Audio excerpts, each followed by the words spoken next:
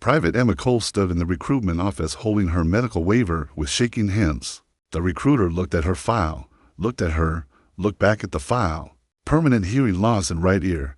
Childhood illness. You understand this is a disqualification. For infantry, right? Yes, sir, Emma said, but the waiver allows me to serve in other capacities.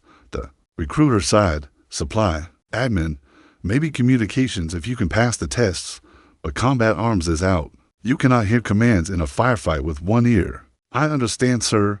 Emma just wanted to serve. Any role, any capacity. She made it through basic training, made it to her unit, got assigned exactly where the recruiter predicted.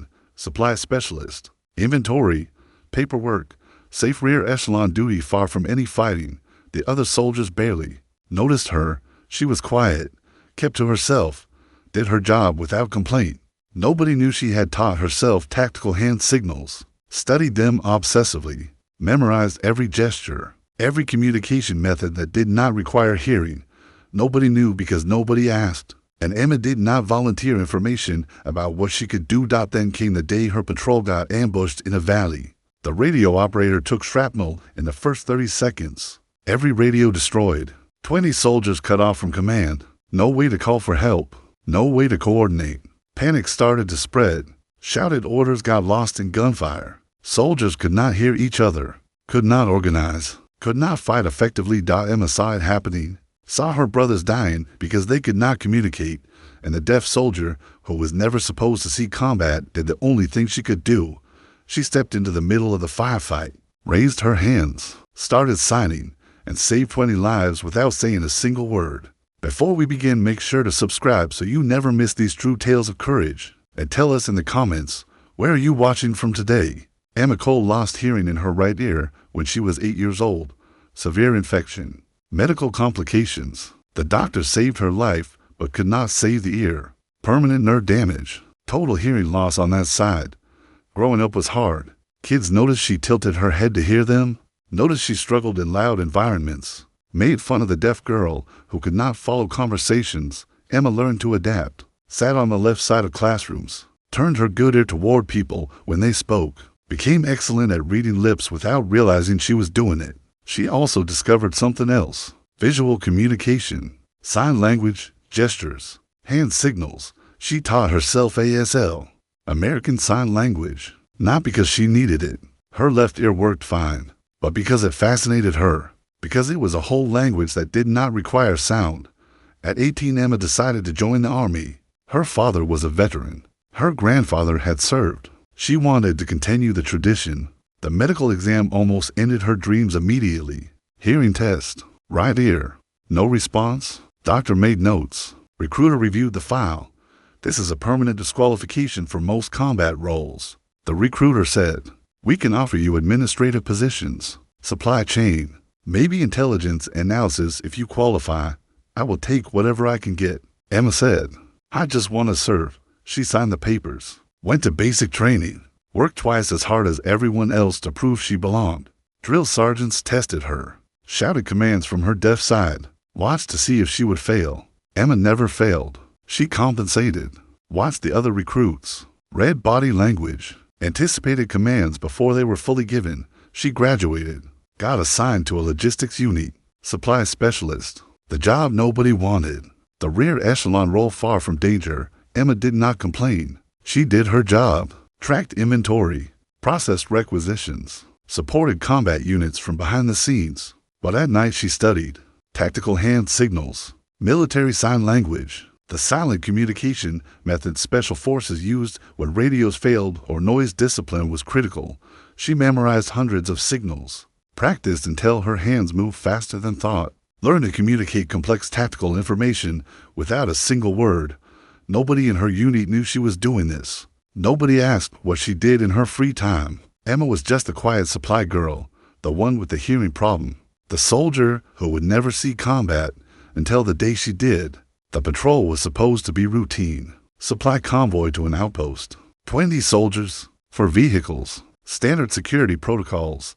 Emma was there because someone needed to verify the inventory on delivery. A supply specialist. Non-combat role. Safe. The convoy rolled through a narrow valley. High ridges on both sides. Limited visibility. Textbook ambush terrain. Sergeant Williams, the patrol leader, called it out over the radio. Stay sharp. This is bad ground. Eyes on the ridges. The first RPG hit the lead vehicle at 14:20 hours. The explosion flipped the Humvee. Soldiers scrambled out. Then the machine gun fire started. From both ridges. Coordinated dot planned. The convoy was trapped in a perfect kill zone. Williams grabbed the radio. Contact. We are taking fire from elevated positions. Request immediate air support. The second RPG hit near the radio vehicle. Shrapnel tore through the antenna, through the equipment, through Specialist Morrison. The radio operator. Morrison went down. The radio went dead. Every backup radio in the convoy took damage from the same blast. Williams tried his personal radio. Dead. Tried the vehicle-mounted system. Destroyed. They were cut off. No communication with command. No way to call for help. No way to coordinate with each other over the sound of gunfire. Soldiers were shouting, trying to give orders, trying to organize. But the noise was overwhelming. Explosions. Automatic weapons fire. Screams. Nobody could hear anything. Commands got lost. Soldiers fell back when they should advance. Advance when they should hold. The cohesion fell apart. Emma was pressed against a vehicle. Heart pounding. Hands shaking. This was combat. Real combat. The thing she was never supposed to experience. She looked around. Saw the chaos. Saw soldiers dying because they could not communicate. Could not coordinate. If she realized something, she was the only person in this convoy who was trained to communicate without sound, who had spent years learning to send complex messages with just her hands. Emma took a breath. The fear was still there, but so was training. So was purpose. She stepped out from cover, moved to the center of the formation where soldiers from multiple vehicles could see her, raised her hands, started signing. The first soldier who noticed Emma was Corporal Jean. He was trying to organize a firing line, shouting orders that nobody could hear. Then he saw her, standing in the middle of the kill zone, hands moving in precise gestures. What the hell is she doing? He thought she had lost her mind. Then his brain caught up. Her hands moved. Suppress fire. Ridge left. Shift fire. 3 o'clock. Jean understood. Turned to his team. Pointed. They shifted fire. Suppress a burst toward the ridge position Emma indicated. Emma kept signing. Second team. Flank right. Use vehicle cover. Move on my signal. Sergeant Williams saw it now. Ran to Emma's position. Stayed low. Watched her hands. She was coordinating the entire defense. Without radios. Without voice commands. Using nothing but hand signals. Williams started relaying her signals to soldiers who could not see her, pointing, gesturing. The communication spread through the patrol like a chain. Emma's hands never stopped moving. Medic. Casualty behind vehicle 2. 3 wounded. Priority evac when clear. The medic saw the signal. Moved. Found the wounded. Started treatment. Covering fire. Emma signed. 30 seconds. Then bound. Back. Vehicle 3. Soldiers provided cover. The exposed team fell back. Repositioned. Nobody died in the movement because everyone knew the plan. Everyone moved together. The enemy fire was still heavy.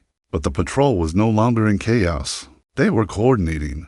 Fighting as a unit. Emma stood in the center. Hands moving. Sweat running down her face. Bullets snapping past her. She did not take cover. Could not take cover. The soldiers needed to see her hands. Williams grabbed her. Tried to pull her behind a vehicle. You are going to get shot. Get down. Emma shook her head. Kept signing. They cannot hear orders. They need to see me. Williams understood. Let her go. Took position beside her. Started relaying her signals to soldiers on the far side who could not see. For 20 minutes Emma conducted the battle with her hands. Directed fire. Coordinated movement. Called for ammunition distribution. Organized casualty collection. The deaf soldier, who was never supposed to be in combat, was the only reason. Her brothers were still fighting. Still alive. Then she saw something on the ridge. Movement. Pattern. She recognized it from her training. Mortar team setting up. Her hands moved urgently. Incoming. Indirect fire.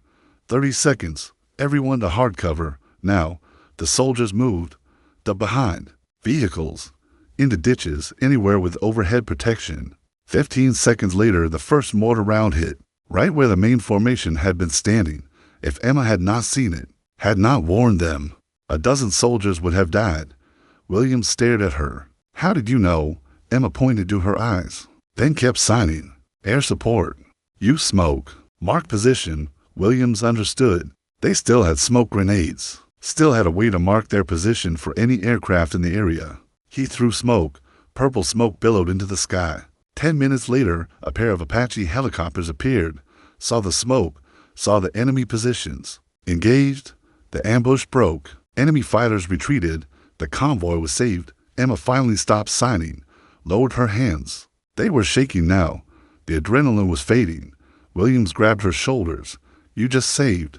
All of us. Every single one of us. Emma nodded, too exhausted to respond, too overwhelmed to process what had just happened. She had been in her first firefight, and she had commanded the entire defense. Without saying a word, the convoy limped back to base. 3 wounded, 0 killed. Considering the ambush, that was a miracle. Command wanted a debrief immediately. What happened? How did they survive without communications? Sergeant Williams told the story. The radios went down. We were taking fire from multiple positions, couldn't coordinate. Then Private Cole stepped up. She used tactical hand signals, coordinated the entire defense, directed fire, organized movement, warned us about incoming mortars. She saved us, sir. The officers looked at Emma's file. Supply specialist, hearing impaired, no combat training. How does a supply soldier know advanced tactical hand signals? The major asked. Emma spoke quietly. I taught myself, sir, in my free time. I thought it might be useful someday.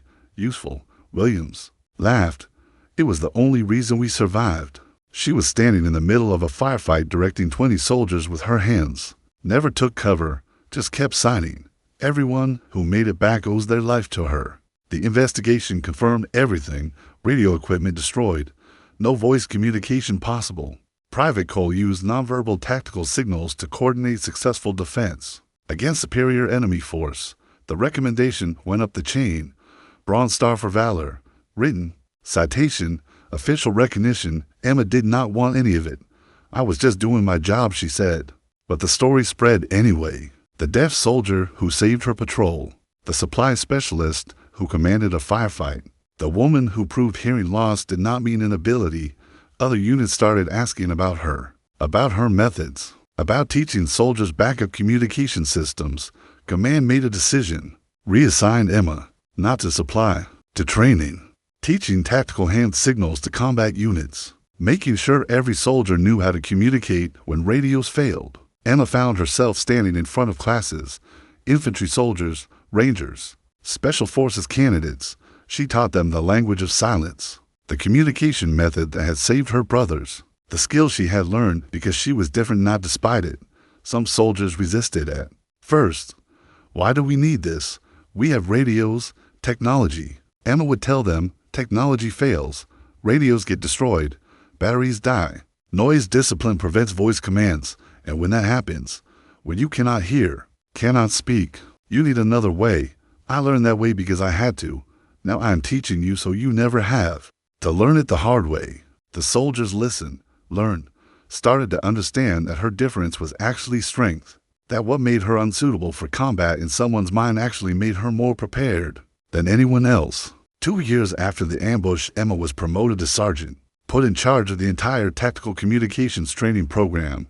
She developed new curricula, advanced hand signal systems, visual communication protocols for every combat scenario. Units that trained with Emma performed better in communications degraded environments, survived situations where radio failure would have been fatal. Her methods spread through the military. NATO allies asked for training. Special operations units adopted her systems. And it all came from a soldier who was almost rejected, who was told her hearing loss was a disqualification, who was supposed to stay in supply and never see combat. Sergeant Williams stayed in touch, visited her training classes, watched her teach. After one class, he pulled her aside. You know what you did that day changed how I think about soldiers, about ability, about what makes someone fit for combat. Emma tilted her head, left ear toward him, listening. I spent years thinking combat effectiveness meant physical perfection. Williams continued. Perfect hearing, perfect vision, perfect health. Then I watched a soldier with one working ear save 20 lives. Because she had skills nobody else had. Because her difference made her better at something critical. He looked at her training students. You proved that disability is sometimes just ability in a different form. And that scared me at first. Made me question everything I thought I knew. But it also made me grateful. Because you were there when we needed exactly what you had. Emma smiled. I am glad I could help. Glad I could serve. She continued teaching for 5 more years. Trained thousands of soldiers. Saved countless lives by giving them tools to communicate when technology failed. At her retirement ceremony, officers from 4 different countries attended. Special Forces commanders, infantry leaders, pilots who had used her methods. One by one they told stories. The time hand signals saved a patrol. The mission where visual communication made the difference. The ambush survived because soldiers remembered Emma's training. She stood before them, the deaf soldier, the woman who was almost rejected, who was told she could not serve in combat, and she spoke the words that had guided her career. I learned early that being different does not mean being less. It means seeing the world from another angle, finding solutions others miss. My hearing loss taught me to communicate without sound, and that skill saved lives. Your differences, whatever they are, they could be your strength too. Do not hide them. Use them. The military needs soldiers who think differently, who solve problems in unexpected ways, who prove that there are many paths to the same mission. The applause was long, genuine. After the ceremony, a young private approached. She had paperwork in her hands, medical waiver for partial hearing loss. They said I should consider a different career path. The private said quietly, said I would struggle in the military. Emma took the papers, read them, looked at the young soldier. They told me the same thing. Look how that turned out. The private's eyes widened. You had hearing loss in my right ear. Emma said, since I was 8. Complete, permanent. They almost rejected me too. But you. The private gestured at the ceremony, at the officers, at the recognition. I found what I could do instead of focusing on what I could not. Emma handed back the papers. Your hearing loss will make you better at something. Find out what that is. Use it. Prove them wrong. The private straightened. Yes, Sergeant. I will. Emma watched her walk away. Another soldier ready to turn difference into strength. And she thought about that day in the valley. The day everything changed. The day she stopped hiding what made her different and used it to save lives. The deaf soldier who could not hear, but who taught an entire military how to fight in silence. That was her legacy, and she was proud of it. Disability is not inability. It is a different way of experiencing the world. And sometimes that different perspective is exactly what saves lives. What makes heroes? What changes everything? Emma Cole proved that the thing people said disqualified her was actually her greatest strength. That hearing loss led to visual communication mastery. That being told no was just the beginning of proving them wrong. Subscribe for more stories of strength found in unexpected places. Tell us in the comments what makes you different and how you turn it into power. Sometimes what the world calls a weakness is actually your superpower waiting to be discovered.